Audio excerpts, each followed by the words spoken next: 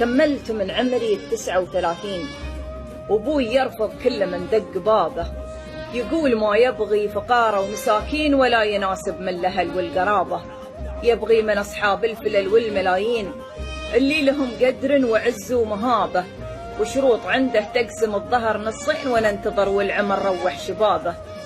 أول شروط المهر يوصل ل200، وذهب وألماس مصفى ترابه، وموتر بسواقه وفله بدورين أثاثها ما حد من الناس يابه.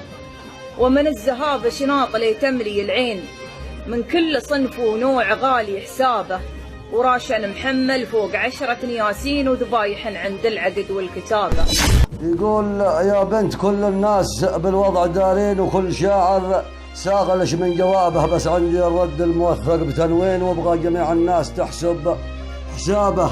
يا أب بنتك شعرها شاب والحين، وش فايدة زقرك لها والغلابة؟ أما تزوجها على الشرع والدين، وتترك القول الخلي وانتسابه، وتعامل الله ما تعامل ملايين اللي أصبحت في الجيب ممزة ببابه. المهر غالي والذهب في الدكاكين، كل يصيح من غلاه وذهابه، والشاب لا وصل ل25 وهو يجمع لقل باقي شبابه. يستر بها بنتك ويكسبك بالزين، فلا تهد الحيل راعى النسابة. ترى الرحيم اللي يصون العزيزين، وخير زوجه مهرها ما نهابه.